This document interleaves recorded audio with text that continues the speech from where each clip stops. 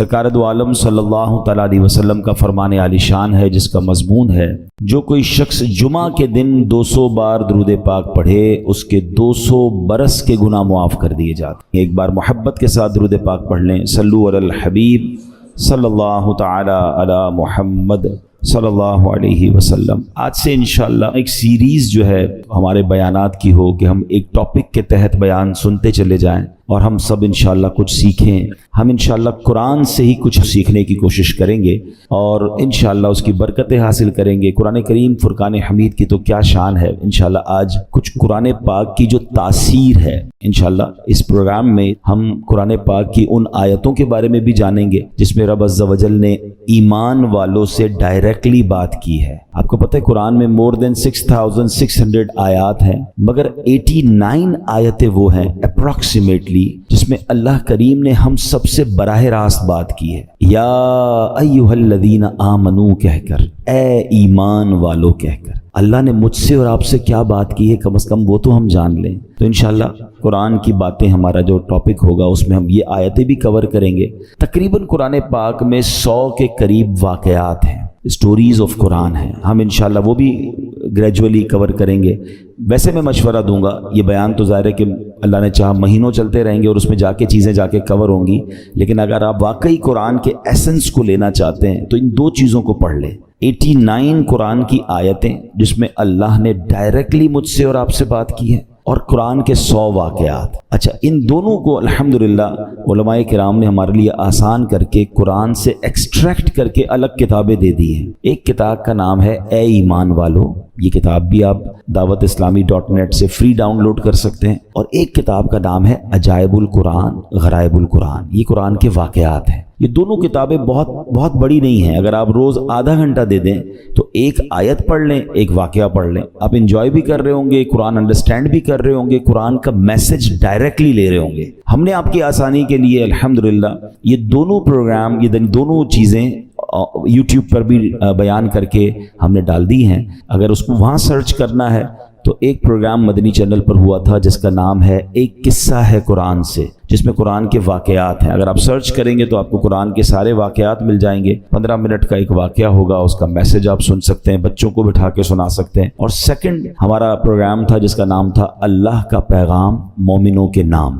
جس میں یہ اے ایمان والو آیتیں وہ بھی آپ سرچ کر سکتے ہیں۔ تو بہرحال اللہ کرے کہ ہم قرآن پڑھنے والے، قرآن سمجھنے والے بنے۔ آج قرآن کتنی تاثیر رکھتا ہے، آج جو ٹاپک ہے قرآن کتنا امپیکٹ ڈالتا ہے، قرآن کیا کمال کی کتاب ہے، اس بارے میں انشاءاللہ چند باتیں میں عرض کرتا ہوں۔ حضرت جبیر بن مطعم رضی اللہ تعالیٰ عنہ صحابی رسول ہیں، آپ نے فتح مکہ سے پہلے اسلام قبول کیا، مدینہ منورہ میں رہتے تھے، وہیں آپ نے وفات پائی۔ آپ رضی اللہ تعالیٰ عنہ اپنے اسلام قبول کرنے کا واقعہ بیان کرتے ہیں، کیسے اسلام قبول ہوا ان کا۔ کہتے ہیں غزوہ بدر میں جو غیر مسلم قید ہو گئے تھے، میں اہل مکہ کی طرف سے ان قیدیوں کے لیے نیگوشیشن کرنے کے لیے مدینہ منورہ آیا تھا۔ جب یہاں پہنچا تو مغرب کا وقت تھا، جناب رسول اللہ صلی اللہ علیہ وسلم مغرب کی نماز پڑھا رہے تھے۔ آپ علیہ الصلوۃ والسلام کی آواز مبارک مسجد کے باہر سے سنائی دے رہی تھی۔ نبی پاک سورہ والطور کی تلاوت فرما رہے تھے، میں بھی قرآن پاک کی تلاوت سننے لگا۔ مسلمان نہیں تھے مگر نبی پاک کی زبان سے قرآن کی تلاوت، کہتے ہیں بڑا انسپائرڈ ہوا اور میں بھی تلاوت قرآن سننے لگا۔ زبان محبوب خدا کی تھی اور کلام رب رحمان کا تھا۔ بس پھر کیا تھا، وہ قرآن کی آیتیں دل میں تاثیر کا تیر بن کر اترتی چلی گئیں، اور جب نبی پاک اس آیت پر پہنچے، ان عذاب ربک لواقع ما لہ من دافع، بے شک تیرے رب کا عذاب ضرور واقع ہونے والا ہے، اسے کوئی ٹالنے والا نہیں۔ ان آیات کو سن کر میرا دل ایسے ہو گیا جیسے ابھی پھٹ جائے گا، مجھے یوں لگا کہ میں قدم بھی نہیں اٹھا سکوں گا، اس سے پہلے ہی مجھ پر عذاب برس جائے گا۔ پس میں نے اللہ پاک کے عذاب سے ڈر کر اسی وقت ایمان قبول کر لیا۔ قرآن اپنا امپیکٹ رکھتا ہے، قرآن اپنی تاثیر رکھتا ہے۔ بات یہ ہے کہ صحیح پڑھنے والا ہو، انڈرسٹینڈ کرنے والا ہو، دل کی دنیا بدل دیتا ہے، اور ایسے بے شمار واقعات ہیں۔ یاد رہے قرآن میں عجیب تاثیر ہے، یہ پیارا کلام دلوں کو نرم کرتا ہے، بھٹکے ہوئوں کو راہ ہدایت دیتا ہے، اس میں اگلے پچھلوں کی خبریں ہیں، یہ اللہ پاک کی مضبوط رسی ہے، یہ حکمت والا کلام ہے۔ حدیث پاک میں ہے قرآن کی برکت سے خواہشات مٹتی ہیں، قرآن کے عجائبات ختم نہیں ہوتے۔ قرآن کریم کے مطابق کوئی بات کرے کرے وہ سچا ہے، جس نے قرآن پر عمل کیا وہ ثواب پائے گا، جو قرآن کریم کے مطابق فیصلہ کرے وہ انصاف کرنے والا ہوگا، اور جو قرآن کریم کی طرف بلائے ضرور وہ سیدھی راہ کی طرف بلانے والا ہوگا۔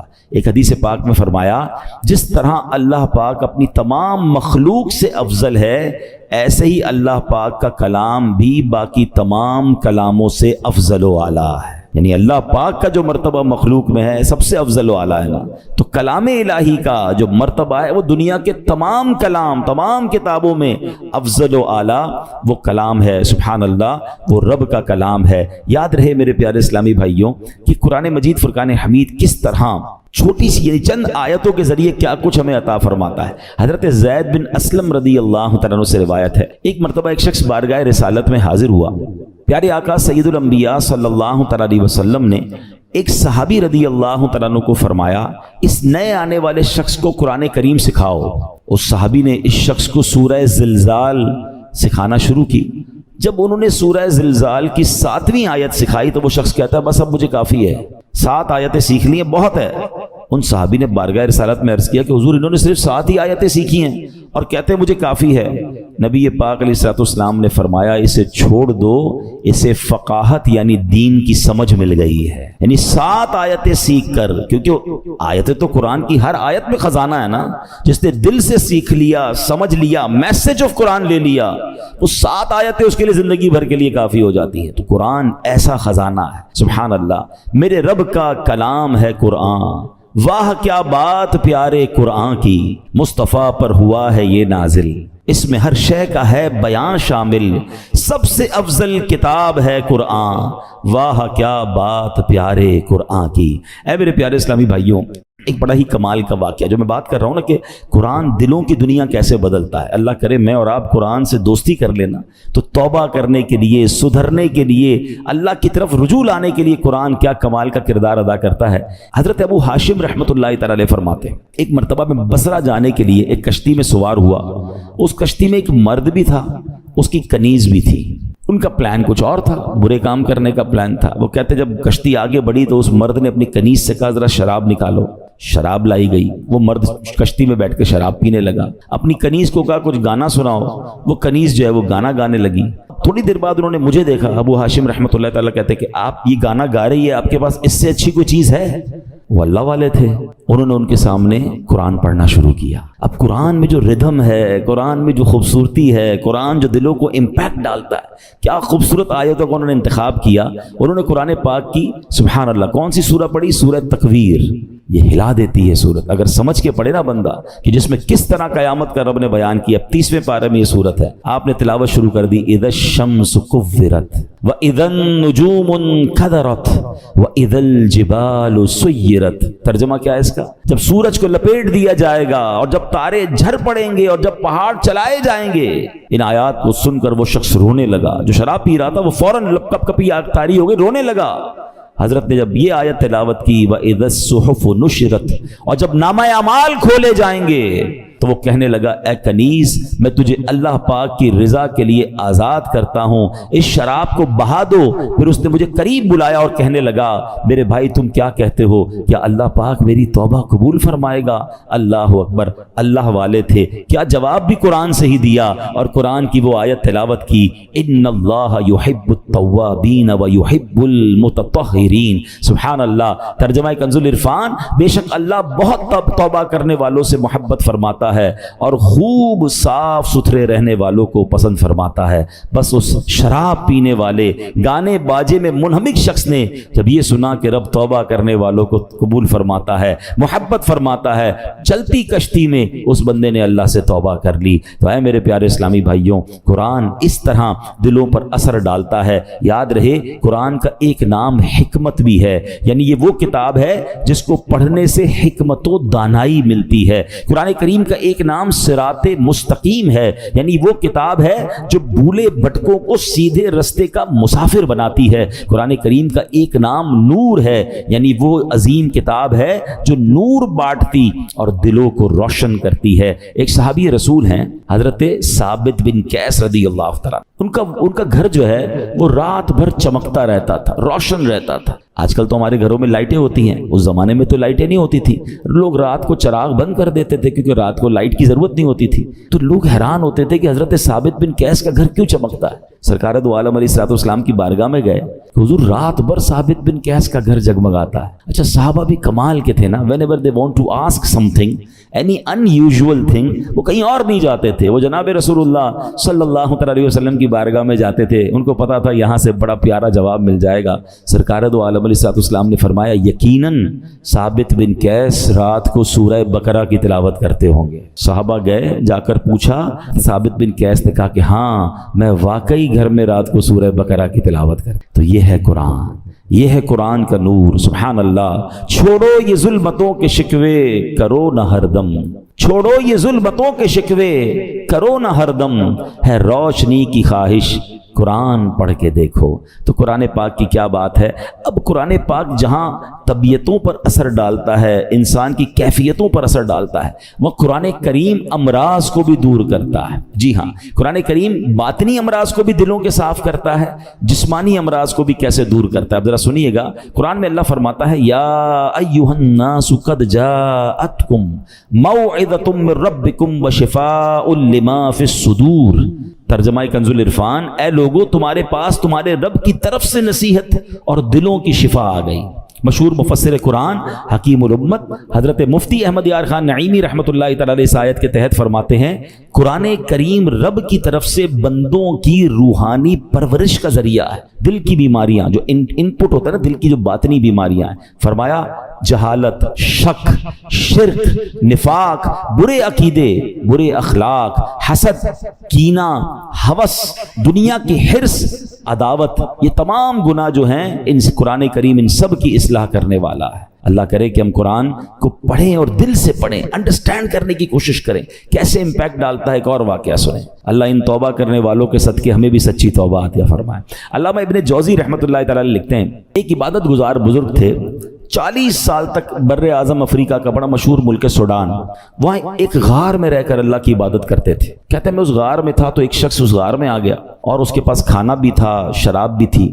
وہ آ کر بیٹھ گیا، اس نے مجھے دیکھا نہیں، میں اسے نظر نہیں آ رہا تھا، تو اس نے شراب پینا جب جیسے ہی شروع کی، برتن اٹھایا تو میں نے اونچی آواز میں قرآن پاک کی یہ آیت تلاوت کی۔ یہ آیت جو ہے نا کئی لوگوں کی توبہ کا سبب بنی ہے۔ بڑے بڑے بزرگ جو ہیں، جو بدلے ہیں، جو ان کی لائف کا ٹرننگ پوائنٹ تھا نا، وہ یہ ایک قرآن پاک کی آیت ہے۔ کبھی موقع ملا تو میں انشاءاللہ اس آیت کو مزید اس کے واقعات بیان کروں گا۔ حضرت کہتے ہیں کہ میں نے اس شرابی کے سامنے غار میں بیٹھ کر قرآن کی آیت پڑھی۔ ذرا اس آیت کا ترجمہ بھی سنیے گا۔ آیت کیا ہے؟ پارہ 27 ہے، سورہ حدید، آیت نمبر 16۔ اللہ فرماتا ہے الم یأن للذین آمنوا ان تخشع قلوبہم لذکر اللہ۔ کیا ایمان والوں کے لیے ابھی وہ وقت نہیں آیا کہ ان کے دل اللہ کی یاد اور اس کے حق کے لیے جھک جائیں؟ کیا اب بھی وہ وقت نہیں آیا؟ قرآن نے گویا ہلایا ہے، جھنجھوڑا ہے۔ اب اس زمانے کے لوگ تو عربی سمجھتے تھے، تو وہ کہتے ہیں جیسے ہی میں نے وہ آیت پڑھی تو نوجوان رک گیا شراب پینے سے، دائیں بائیں دیکھا، اس کو کوئی نظر نہیں آیا۔ جیسے ہی دوبارہ اس نے برتن شراب کا اٹھایا، میں نے پھر یہ آیت پڑھی الم یأن للذین آمنوا ان تخشع قلوبہم لذکر اللہ۔ کیا ایمان والوں کے لیے ابھی وہ وقت نہیں آیا کہ ان کے دل اللہ کی یاد اور اس کے حق کے لیے جھک جائیں؟ اب کی بار تو جب قرآن کریم اس نے سنا تو اس کے دل میں یہ باتیں تاثیر کا تیر بن کر اتر گئی، ہاتھ سے شراب گر گئی اور کہنے لگا بلا واللہ قد آن، کیوں نہیں، خدا کی قسم وہ وقت آ گیا ہے، میرا دل اللہ کی طرف جھک گیا ہے۔ بس یہ کہتا جا رہا تھا، وہ غار سے نکل گیا۔ وہ بزرگ کہتے ہیں میں پیچھے پیچھے چلنے لگا کہ دیکھوں اب اس کی توبہ کیا رنگ لاتی ہے۔ اس کی زبان پر ایک ہی جملہ ہے بلا واللہ قد آن، کیوں نہیں، خدا کی قسم توبہ کا وقت آ گیا ہے۔ بزرگ کہتے ہیں اسی کیفیت میں جا رہا تھا، آگے بہت بڑا دریا آ گیا، مگر وہ اپنی کیفیت میں تھا، بغیر سوچے سمجھے دریا پر پیر رکھا، مگر میں دیکھ کر حیران ہو گیا کہ وہ دریا کے اوپر سے چلتا ہوا نکل گیا۔ جو تھوڑی دیر پہلے شراب پی رہا ہے، سچی توبہ کرتا ہے، اللہ اس کو کون سا مرتبہ عطا فرما دیتا ہے۔ تو یہ ہے قرآن، یہ ہے قرآن کی تاثیر، یہ ہے قرآن کا امپیکٹ۔ ہمارا پرابلم یہ ہے کہ ہمارے گھروں میں برسوں سے قرآن ہے، شاید ہر سال قرآن خوانی کرتے ہیں، پورا ہر سال رمضان میں تلاوت کرتے ہیں، بٹ ہم انڈرسٹینڈ نہیں کرتے، اس کو سمجھنے کی کوشش نہیں کرتے، اس کا ایکسنس، اس کے عطر لینے کی کوشش نہیں کرتے۔ ورنہ واللہ جس دن آپ قرآن سمجھ کر پڑھنے لگ گئے آنکھوں سے آنسو نہیں رکیں گے. جن کو کچھ قرآن سمجھ آتا ہے نا، جب کبھی امام صاحب تلاوت کر رہے ہیں اور کسی ایسی قرآن پاک کی خوبصورت آیت پر پہنچتے ہیں، سورت پر پہنچتے ہیں، جی نہیں چاہتا امام صاحب رکوع میں جائیں، جی چاہتا یہ اور پڑھتے رہیں، اللہ کی باتیں اور بتاتے رہیں. تو ہے میرے پیارے اسلام بھائی، یہ ہے قرآن اور یہ ہے قرآن کا خزانہ. اچھا، اب میں چاہوں گا کہ انشاءاللہ قرآن پاک ہماری باڈی پر کیا امپیکٹ ڈالتا ہے. کئی لوگ بیمار ہوتے ہیں، ہم میں سے بہت سارے لوگ بیمار ہوں گے. قرآن میں ہمارے جسمانی شفا کیسی ہے، اب ذرا یہ سنیے گا. قرآن پاک میں خود رب فرماتا ہے وَنُنَزِّلُ مِنَ الْقُرْآنِ مَا هُوَ شِفَاءٌ وَرَحْمَةٌ لِّلْمُؤْمِنِينَ. اور ہم قرآن میں وہ چیز اتارتے ہیں جو ایمان والوں کے لیے شفا اور رحمت ہے. اللہ پاک کے آخری نبی علیہ الصلوۃ والسلام فرماتے ہیں خیر الدواء القرآن، یعنی بہترین دوا قرآن کریم ہے. قرآن کی مختلف آیتیں ہیں، مختلف صورتیں ہیں، جس کو پڑھ کر دم کیا جائے اپنے آپ پر یا مریض پر تو اسے کیسے شفا ملتی ہے. اور یہ صحابہ کرام کا طریقہ، خود نبی پاک علیہ الصلوۃ والسلام کا معمول کیا تھا. سنیے پیارے آقا علیہ الصلوۃ والسلام کا یہ معمول کہ صحابہ کرام اور بڑے بڑے اولیاء کرام تقریباً 1450 صدیوں سے امت کے مجربات یعنی تجربہ شدہ کاموں میں ہے کہ قرآنی آیات پڑھ کر دم کیا جائے تو اللہ پاک شفا عطا فرماتا ہے. مسلمانوں کی امی جان بی بی عائشہ صدیقہ رضی اللہ تعالیٰ عنہ فرماتی ہیں کہ نبی پاک علیہ الصلوۃ والسلام کے اہل خانہ میں سے جب کوئی بیمار ہوتا تو آپ علیہ الصلوۃ والسلام معوذات یعنی سورہ فلق اور سورہ ناس پڑھ کر اس پر دم کیا کرتے تھے. تو میں آپ سب کو مشورہ دیتا ہوں، روز صبح اپنے گھر سے جب نکلیں یا فجر کی نماز پڑھیں، اول آخر درود پاک، سورہ فلق اور سورہ ناس پڑھ کر اپنے ہاتھ پر دم کریں اور پورے جسم پر پھیر لیں. اپنے بچوں پر اسکول جانے سے پہلے دم کریں، مدرسے میں جانے سے پہلے دم کریں. یہ گویا ان کا ایک حصار ہے. رات کو سوتے وقت یہ عمل کر لیں. یہ خود نبی پاک علیہ الصلوۃ والسلام کا عمل ہے. یہ انشاءاللہ بلاؤں سے، مصیبتوں سے آپ کی حفاظت بھی کرے گا اور یہ بیماریوں کو بھی دور کرے گا. ایک مرتبہ ایک صحابی نے بچھو کاٹنے پر سورہ فاتحہ پڑھ کر دم کیا، اللہ پاک نے اس مریض کو شفا عطا فرما دی. ایک صحابی کے قبیلے میں ایک پاگل شخص تھا جس کو لوگ زنجیروں سے باندھ کر رکھتے تھے. صحابی رسول نے 3 دن صبح و شام 3 مرتبہ سورہ فاتحہ پڑھ کر دم کیا، اللہ پاک نے اسے پاگل پن سے شفا عطا فرمائی. اللہ کے کلام میں کمال ہے. ہم کاش اللہ کے کلام سے محبت کریں اور اس کی برکتیں لوٹیں. ایک بار حضرت عمر فاروق رضی اللہ تعالیٰ عنہ کو قیصر روم کے بادشاہ نے خط لکھا، میرے سر میں درد ہے اور دائمی درد ہے، ٹھیک ہی نہیں ہوتا ہے. تو حضرت عمر رضی اللہ تعالیٰ نے اس کو ایک ٹوپی بھیج دی. اچھا کمال یہ تھا جب وہ ٹوپی پہنتا درد ختم ہو جاتا، جیسی ٹوپی اتارتا درد پھر شروع ہو جاتا. اس بادشاہ نے کہا ہے کیا اس ٹوپی میں؟ جب اس ٹوپی کو کھولا گیا تو اس ٹوپی میں ایک کاغذ ملا جس پر بسم اللہ الرحمن الرحیم لکھا ہوا تھا. حضرت عمر نے لکھ کے بھیجا تھا. تو اس سے یہ بھی پتا چلا کہ تعویذات جو ہے اس میں کوئی حرج نہیں ہے کہ ان تعویذات میں اللہ کا نام ہو، اس میں قرآنی آیات ہوں. بعض اوقات معاذ اللہ جادو اور اس طرح کی چیزیں، اس سے تو کوئی تعلق نہیں ہے، مگر قرآنی آیات اللہ کے نام پاکیزہ ناموں سے الحمدللہ بہت برکتیں ملتی ہیں اور یہ صحابہ کرام اور ہمارے بزرگوں کے طریقے سے ثابت ہے. اب آخر میں چاہوں گا، میں ایک ایسی بات کرنے جا رہا ہوں جو انشاءاللہ آپ کو کام آئے گی کہ قرآن کریم کی کن کن صورتوں سے کن کن چیزوں سے فائدہ ہوتا ہے، آپ کے کون سے پرابلم سالو ہو سکتے ہیں، آپ کی کون سی بیماریاں حل ہو سکتی ہیں. گھر میں بہت سارے مسائل ہوتے ہیں، ہم بعضوں کا ٹینشن میں ہوتے ہیں کہ یار اس کا کوئی وظیفہ مل جائے، کوئی دم مل جائے. تو ڈائریکٹلی قرآن کریم جو ہے کن کن چیزوں پر انشاءاللہ امپیکٹ ڈالے گا اور آپ کو فائدہ ہوگا. آپ چاہیں تو اسے ریکارڈ کر لیں. اب سنتے ہیں علماء کرام نے احادیث کی روشنی میں اور اپنے تجربے سے قرآنی صورتوں کی الگ الگ تاثیریں بیان کی ہیں. اب سنتے جائیے. سورہ فاتحہ 100 مرتبہ پڑھ کر جو دعا مانگی جائے وہ دعا قبول ہو جاتی ہے. سورہ بقرہ کی تلاوت سے شیطان گھر سے بھاگ جاتا ہے. آیت الکرسی پڑھنے سے محتاجی دور ہوتی ہے. سورۃ الکہف کو ہمیشہ پڑھنے والا دجال کے فتنوں سے محفوظ رہے گا. والدین کی قبر پر ہر جمعہ سورہ یاسین کی تلاوت کرنے سے اس کے حروف کی تعداد کے برابر یعنی پڑھنے والے کے گناہ بخش دیے جاتے ہیں. سورہ دخان پڑھنے سے مشکل دور ہوتی ہے. جو مرنے کے قریب ہو اس پر سورہ جاسیہ کا دم کرنے سے انشاءاللہ ایمان پر موت نصیب ہوگی. سورہ حجرات کا پڑھنا اور دم کر کے پینا گھر میں خیر و برکت کے لیے مفید ہے. سورہ قاف، کئی لوگ ہوتے ہیں جن کی فصلیں ہوتی ہیں، باغ ہوتے ہیں، تو اس کے بارے میں فرمایا کہ سورہ کاف پڑھنے سے باغ میں پھلوں کی کثرت ہوتی ہے، سورہ رحمان 11 بار پڑھنے سے تمام مقاصد پورے ہوتے ہیں، سورہ واقعہ جو شخص روزانہ پڑھے گا اسے کبھی فاقہ نہ ہوگا، سورۃ الملک کو ہر رات پڑھنے والا عذاب قبر سے محفوظ رہے گا، سورۃ المزمل کو 11 بار پڑھنے سے ہر مشکل آسان ہو جاتی ہے۔ جو بچے حفظ کر رہے ہوتے ہیں ان کے لیے سنیے، سورۃ المدثر کو پڑھ کر حفظ قرآن کی دعا مانگنے سے قرآن کریم کا یاد کرنا آسان ہو جاتا ہے۔ مریض کے پاس سورہ مجادلہ پڑھنے سے درد میں آرام ملے گا۔ سورہ لیل، مرگی کے دورے پڑھتے ہیں کچھ لوگوں کو، تو سورہ لیل پڑھ کر مرگی کے مریض کے کان میں دم کرنے سے فائدہ ہوتا ہے۔ سورہ رحمان لکھ کر پینا تلی یعنی سپلین کے مرض میں مفید ہے۔ سورہ النازعات پڑھنے کی برکت سے جان نکلنے کی تکلیف نہیں ہوتی ہے۔ سورۃ ضحیٰ پڑھنے سے بھاگا ہوا آدمی واپس آ جائے گا۔ سورہ علم نشرح جس مال پر پڑھ کر دم کر دیا جائے اس میں خوب برکت ہوتی ہے۔